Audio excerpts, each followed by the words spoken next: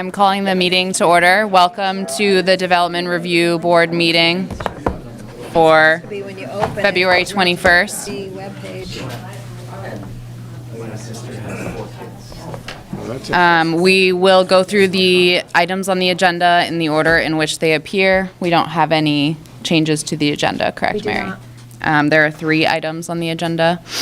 Communications, all of the communications have been posted online, correct, Mary? That is correct. The minutes from the last meeting, any board members should communicate with AJ if you have any edits. But those have been posted, I see. And we have 1 item on consent agenda, and that is for ZP 2327, 655 Spear Street. Do we have the applicant here? Do you want to come up here? Did you get it? Have you had a chance to read the staff report? We have, yes, thank you.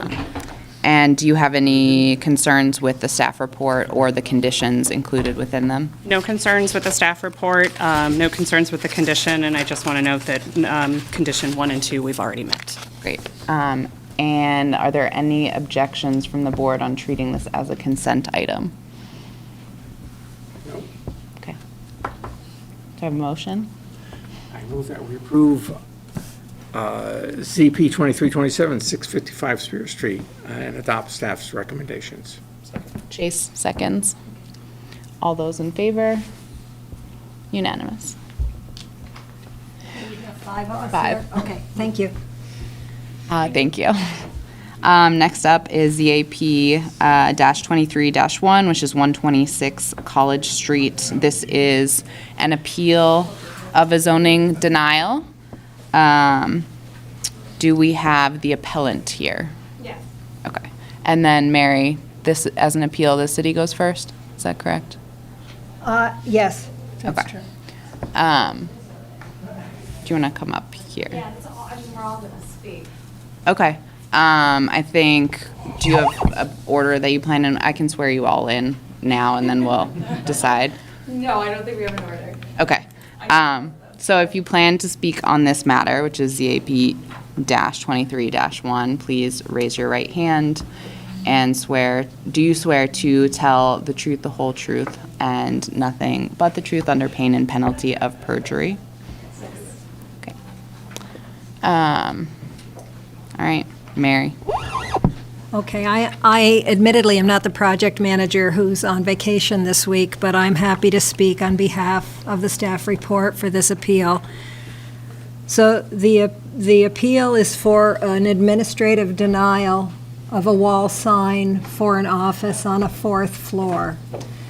The sign standards offer dimensional requirements for 1st floor tenants and a smaller dimensional standard for 2nd floor tenants. There is no guidance for signs above the 2nd floor. It is expressly for 1st and 2nd floor. And I refer you to section 7.2.13 for wall signs. So the standard for wall signs is for 1st and 2nd floor tenants. It's important to note that 2nd floor tenants have a much smaller dimension allowable for wall signs. Upper floor tenants do have an option for either a directory sign or a window sign or a door sign, a window sign in a door for stairs leading upstairs, but otherwise are not permissible. Wall signs are not permissible for anything over the 2nd floor. The applicant has raised an opportunity about a maximum area for wall signs and believes that they are subject to those standards, but it does not make sense to utilize those dimensional standards, which would be 15%, or 200 square feet maximum for the entire building. It simply doesn't make sense that a 4th floor tenant could get more signage than a 1st or 2nd floor tenant. So the application was administratively denied, and the applicant has appealed in a timely manner. before we turn over to the appellate. I have a question, Mary. Yes. So are there two separate issues? One of them, can they do a wall sign and how big can it be? Aren't they both, you're saying that it doesn't expressly prohibit them to have a wall sign, so that implies they could have a wall sign. They have applied for a wall sign for a fourth floor, and the ordinance does not anticipate wall signs for fourth floors. They only offer, the standard is for first and second floor signage for a wall sign. Your report, though, whoever wrote, you didn't write the report, right? Scott wrote the report. Scott wrote the report. Yeah.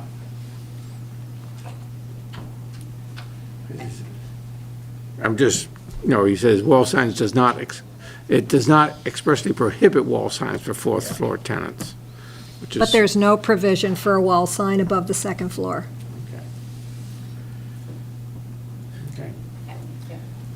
I'm just trying to think of stores on fourth floors or fourth floors with signs, and I admit I don't know of any, but it seems that there must be some.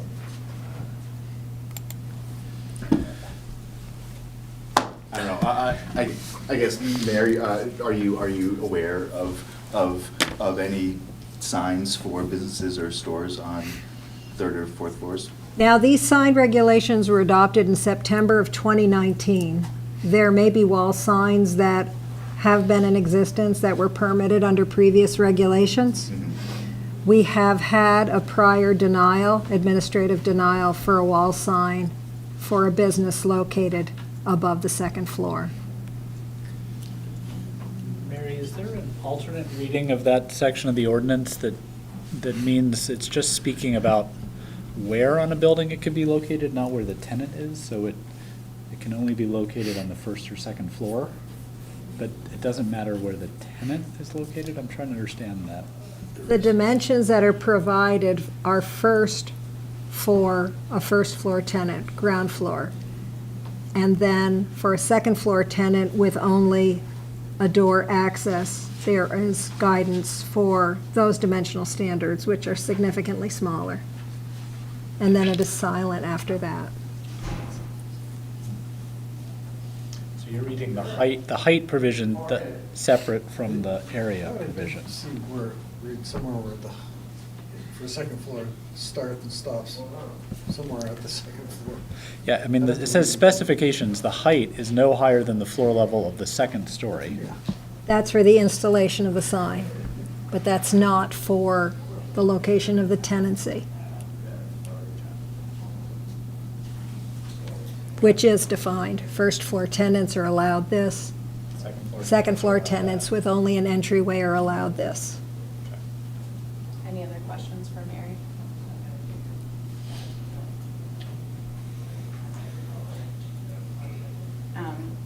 Does one of you want to start off? Just come up to the microphone. Sure, I'll go. So, Yes, I saw. But can you state your Yes. your name? Julia Booth with ICV. If we are to submit a master sign plan, how would you like that to be submitted? What would make everybody happy? There are directions within the ordinance for what's required for a master sign plan. Okay, but can you give anything else besides that? Any more recommendations or anything? So we did, I know that Scott did offer to the appellant an opportunity for a master sign plan, which would allow flexibility in review of the sign standards. A master sign plan would come before the Development Review Board. So that would be your submission to the DRB. Okay, great. I guess to back Julia, it's not clear as to what would be approved by the DRB if this is denied. And I read this letter today that says potentially a ban sign, or Tom, by the way, from Design Science, I didn't say that. But you'll need to come to the table so you can be recorded here. please. It's not amplifying, it's recording for the record, so.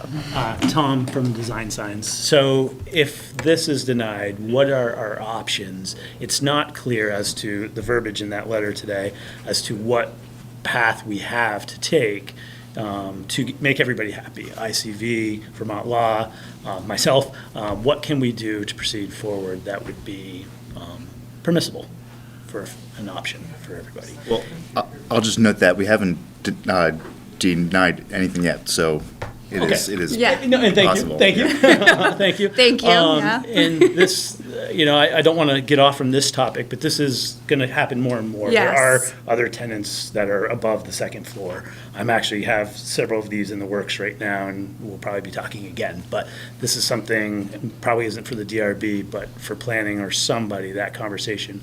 Why it happened in 2019, what caused that change, I'm not quite sure, but there are other tenants that are going to be looking for space on wall signs. And it doesn't have to be to the same size or standard of a first floor tenant, but it is something that others are going to be seeking, for sure. So the Part 3 for master sign plans offers flexibility in some areas, but not in all. So take a look at 7.3.1 through 7.3.4, and it will tell you exactly where there can be flexibility. And all master sign plans are at the discretion of the Development Review Board. Right, which I guess is where I'm a little, I guess I don't know what to come back with since it's discretionary. What can we do that? Well, then you'll need to make yourself familiar with the section, though. I mean, I don't know what you're proposing. I don't know what the DRB would be looking at, and I'm not certain where you're seeking flexibility. It's not an absolutely open portal to do whatever you like. But Understood, yeah. I think you can definitely consider what is allowable and what's allowable in different locations, like the standards for the first floor. Shouldn't be going bigger than that. There's a little course, guidance yeah. for you. But yeah, I think that in terms of today's appeal, the question for the appellant is, is there additional argument that you would like to put forward to the board as we consider the appeal? Not that I have to say, but you might want to speak. They would like to speak, If yeah. you looked at the sign ordinance, it would give you some guidance. Yes. For instance, it says individual signs may vary from locational standards of the article. However, no individual sign may exceed the maximum area limitations of the specified type. So you've got some guidance in here. It's not like you've got nothing to go by. And if you there's look gu- at this, you would be able to come up with something that you yeah. wanted to do. There's guidance, but not necessary for this scenario. No. Which is not for this scenario. There's not a lot of guidance. I read these pretty regularly, so I'm fairly well versed in them, and I don't see a lot of guidance helping me for a fourth floor tenant come to you with a particular. Well, you can do a wall sign and figure out how big you can make it, and then put everybody onto that wall sign, for instance. A band sign, not a wall sign, right, in that scenario? Says, Master sign plan for the building. For the building. Yeah. yeah. Okay. I'll let them Yep. speak up. Hi. My name is Beth McCormick. I'm the Dean of Vermont Law School. With me today is Lorraine Atwood. She's our Vice President of Finance. We really want this wall sign, and we got this property because we wanted a wall sign. We used to have another space in Burlington, and we had a wall sign, and we left that property to pursue this larger space because we wanted to not just have an office in Burlington, but to have a real presence in Burlington as part of our strategic initiatives. And even more importantly, we have an immigration clinic at this space, and we want that wall sign so that the clients most in need of legal services in Burlington can find us easily. We don't see anything with the provision 7.1.2.13 that prevents having a fourth floor wall sign. There's just no language in there at all that says a fourth floor tenant can't have a wall sign. There is a list in that section of prohibited signs, and fourth floor tenants are not listed on there as prohibited signs. So we don't see any language that prevents a fourth floor tenant from having a wall sign. There is language that specifically references first floor and second floor tenant signs, but there's nothing that prevents a fourth floor sign. So given that ambiguity, and given how important this is in providing legal services to underrepresented individuals in Burlington, we ask you to allow us to have a sign of some size at the wall level. It is truly the reason that we got and pursued this space, and we think it will only benefit Burlington to have our increased presence in Burlington. We hope that the wall sign will allow for foot traffic for those that need legal services. And we also think that having a presence of Vermont Law School, the state's only law school in Burlington, is helpful to the city overall. So those are our main arguments in support of a finding that we could have a fourth floor wall sign. Anything to add? No, just that we were very disappointed we couldn't have a sign, and I want to stress that we moved to Burlington with a wall sign on, I think it was on St. Paul Street. It was very effective in creating a good atmosphere at the law school and our community, and so this sign is very important to us. Now, upon moving there, we understand that, Burlington is facing, a hard-to-rent office space. So, here we are trying to rent this office space, and we have a short-term, not short-term, but a 5-term lease. And if this office can't get us what we need, it's a shame that, because we really like Burlington. So, and that it's just a great location for us. There are no other wall signs there right now from the first or second floor tenants. I think that's true.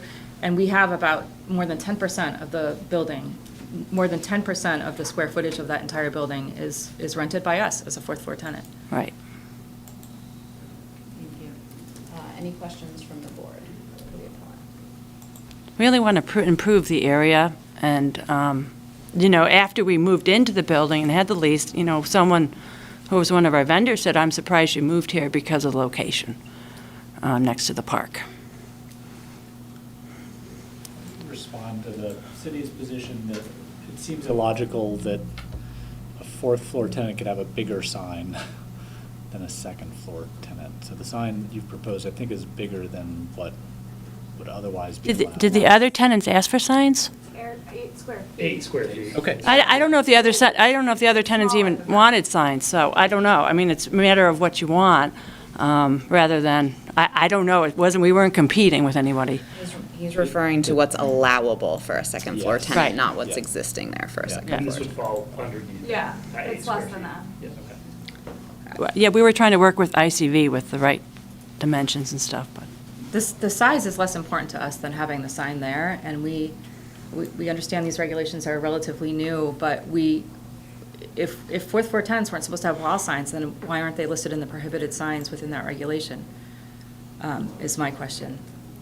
It's not like there's any provision that says only first floor and second floor tenants can have wall signs. Any other questions for the appellant?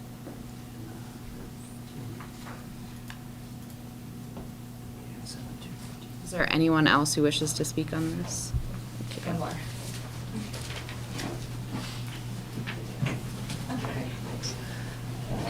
Jim Langan from Dinsey.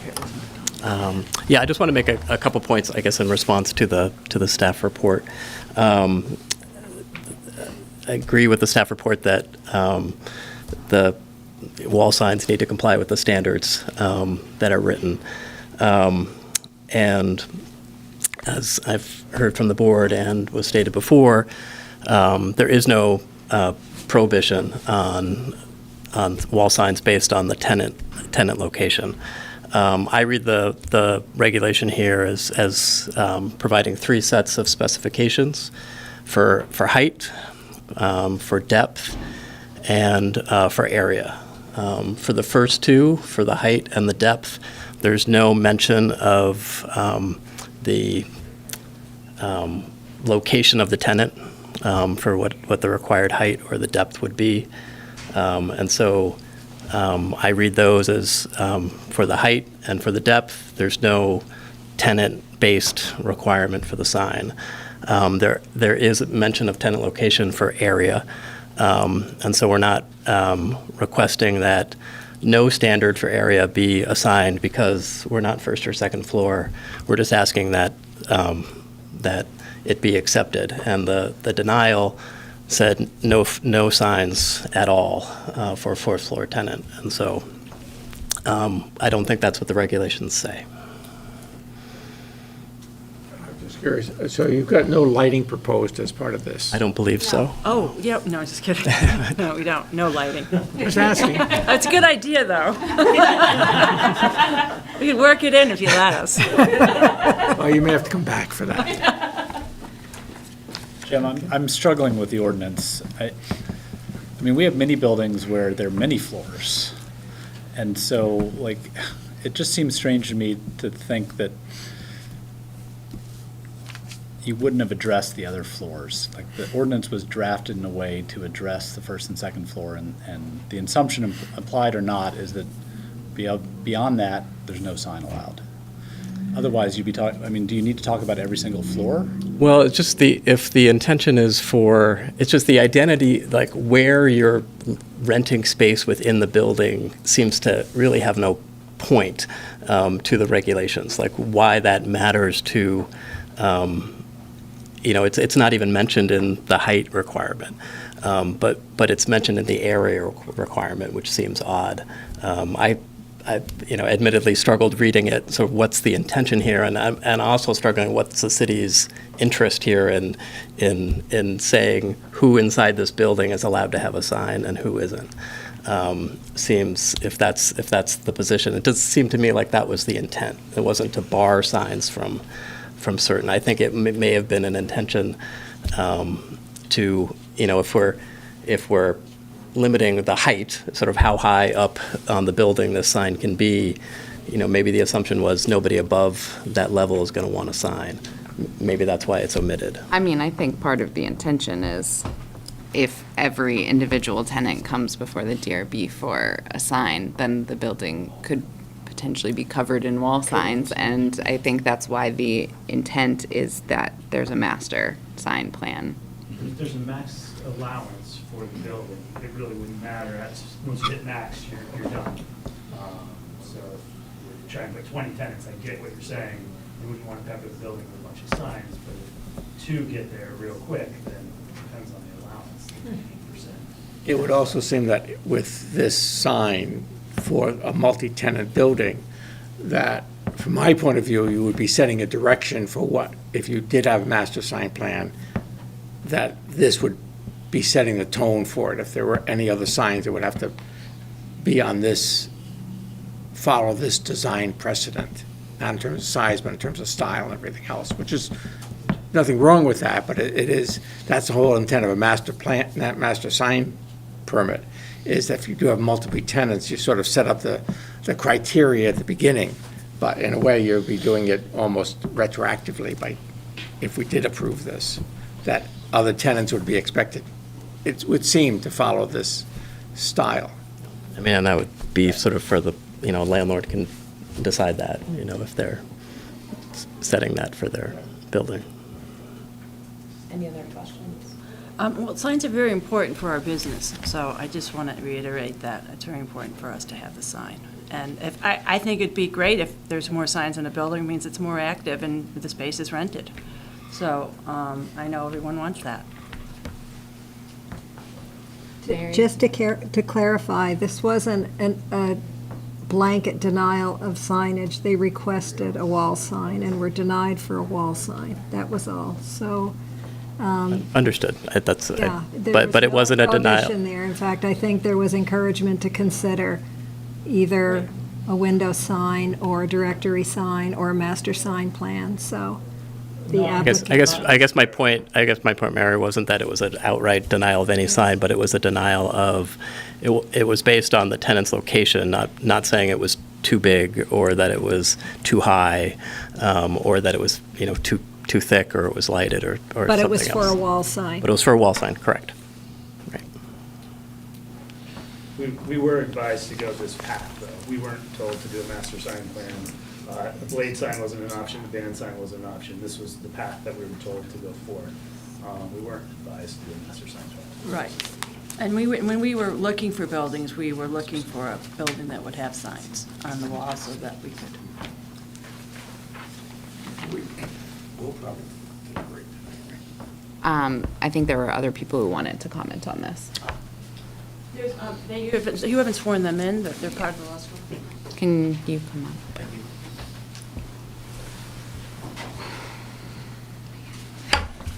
Thank you. So I'll swear you in, and then you can share your comments. Is there anyone else, while I'm doing this, that wants to speak on this matter? Okay. Can you raise your right hand?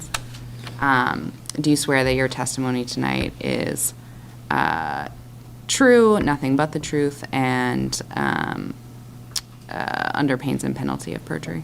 Yes. Okay, thank you. And can you state your name and your address so you can be included in the correspondence about this? Yes, I'm Mish Altman, and I'm Jill Martin Diaz. My pronouns are they, them, and we work at 126 College. I also live at 354 Manhattan in the Old North End. Mary, do you want their mailing addresses or is the work If they address? signed in, we will have them. Thank you. thank you. My pronouns are also they, them. Good evening. I'm a master's student in restorative justice at Vermont Law and Graduate School. I work closely with Professor Jill Martin Diaz, who's the lead attorney at the Vermont Immigration Assistance, which is located at 126 College Street, and shares space with Vermont Law's Burlington Office of Admissions. And I am speaking to advocate for the inclusion of this proposed sign.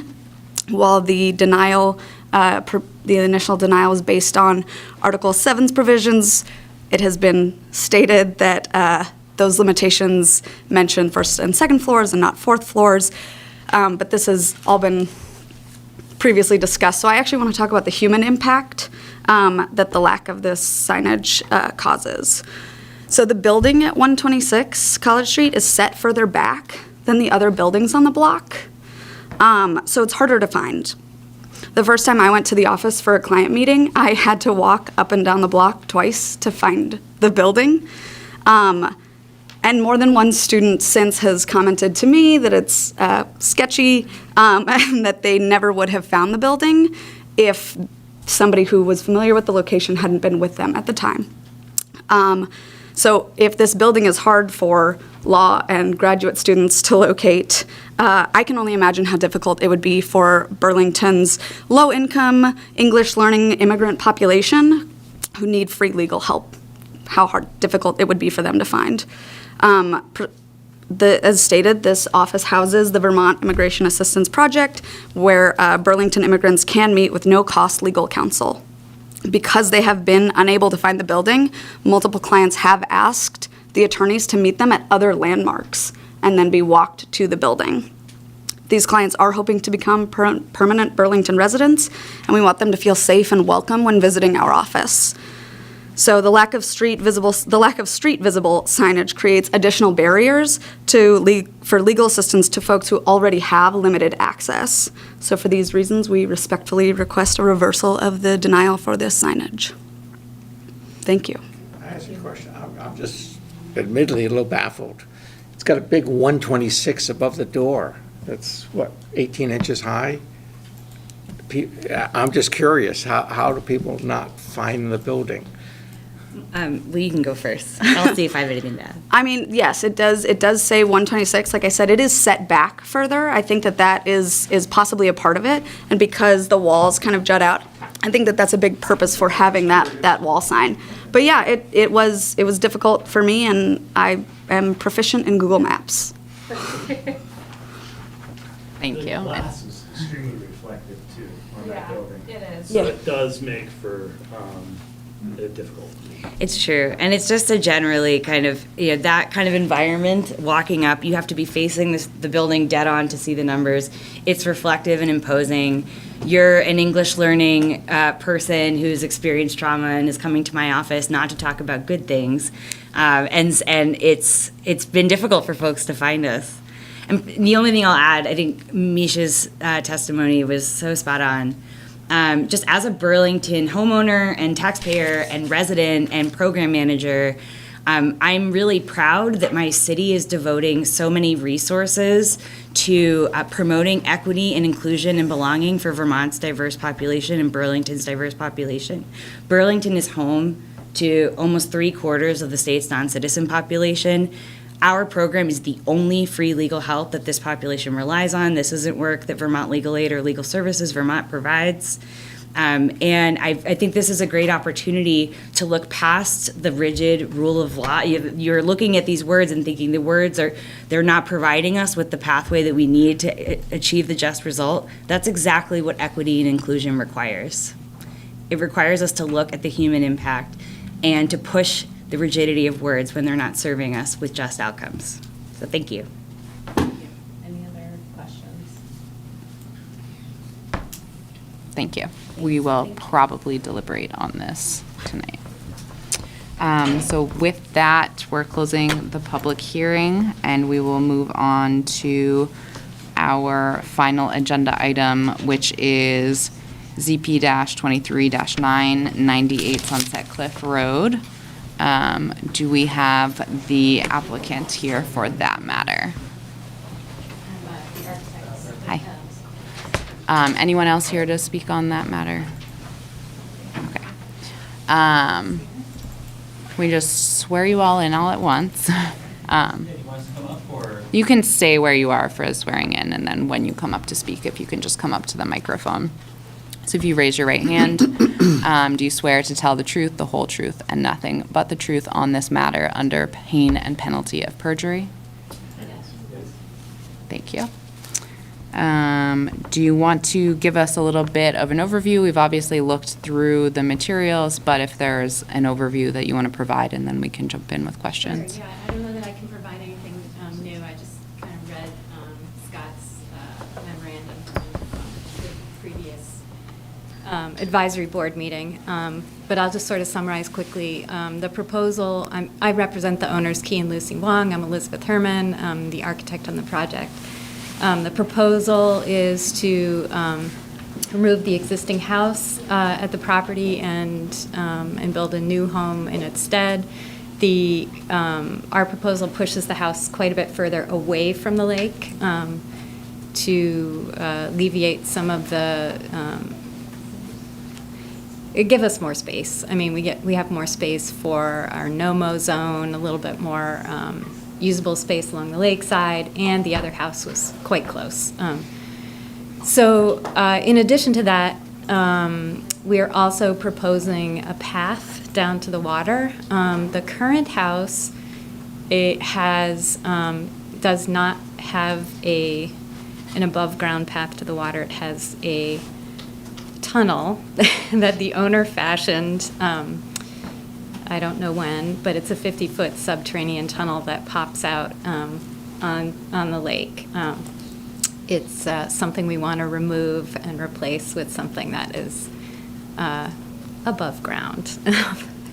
So other than that, I think you probably read on the report as well that the Conservation Board asked for a bit more information. I think we have Seth Goddard here from Krebs and Lansing who can tell you a little bit about stormwater management and the progress that's been made there. And we also have our landscape architects, Keith Wagner and Rem Keelman, here to talk about the landscape plan.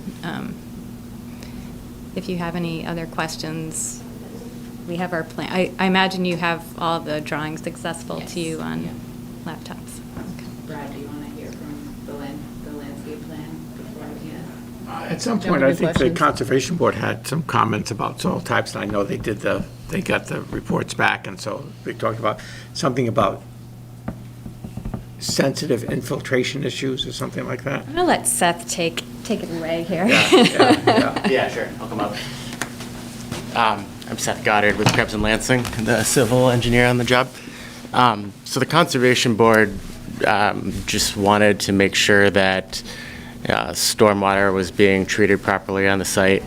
And so after the meeting, we went out and did some soil test holes, and the soil on the site was pretty crappy. It was fill soil, and below it was clay. So infiltration is not possible on this site. So what we're doing is a bioretention that's designed to underdrain to treat the water quality storm, along with other disconnection practices, which is really typical in this section of when you're abutting the lake.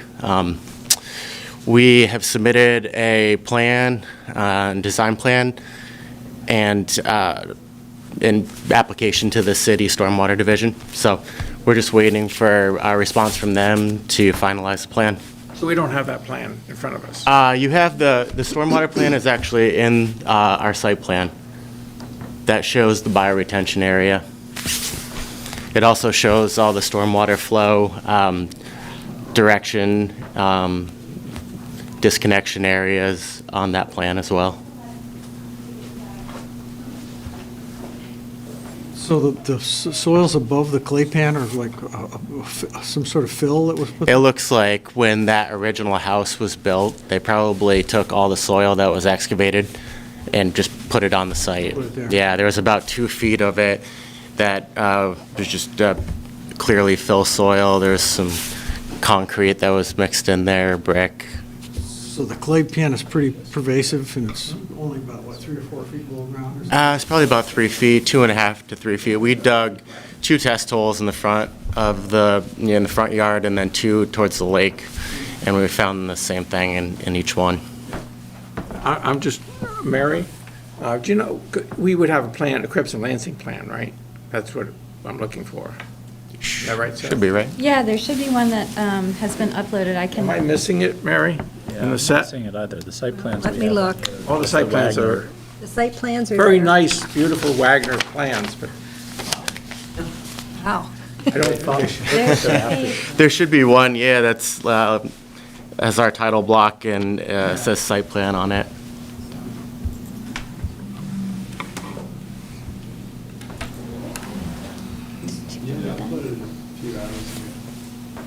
I wonder if, yeah, I think Nick just uploaded the most recent one just a few hours ago, so we could, Do you have a copy of that here? I've got an 11 by 17.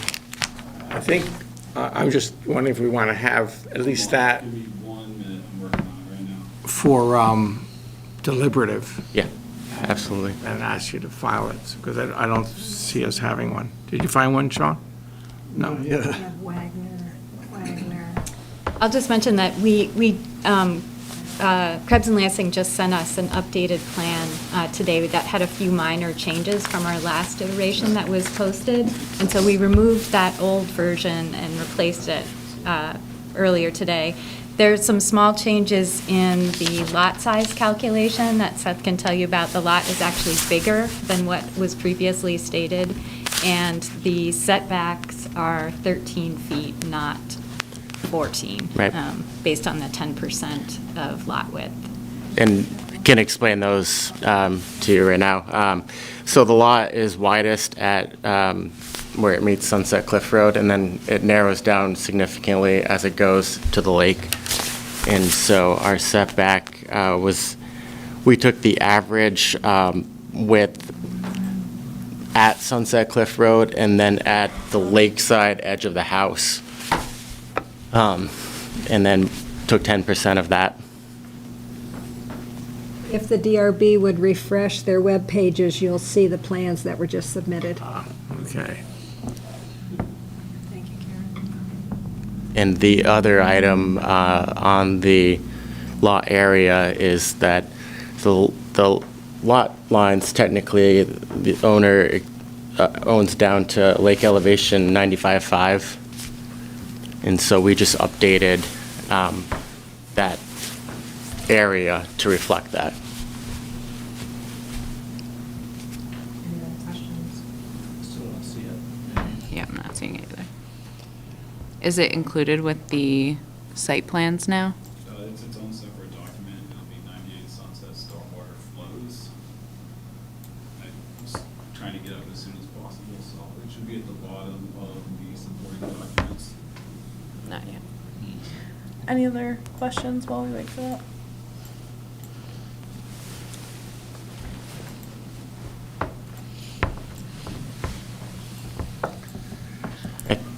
Just to summarize the rest of what we were doing on this, there's also a state water and wastewater permit that's been applied for. It has municipal connections, but we're increasing the flows.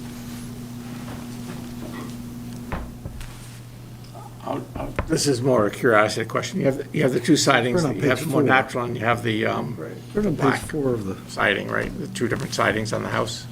Right. Yeah, right, And right. is the natural one what happens This is sort of my own tucked thing. in under? Yeah, side there's sort there of, that's- right, the sort of Couldn't get that. shadows are Cleared the, up. That's what I thought, I just yeah, having trouble reading it from over here. yeah, it's, right, right.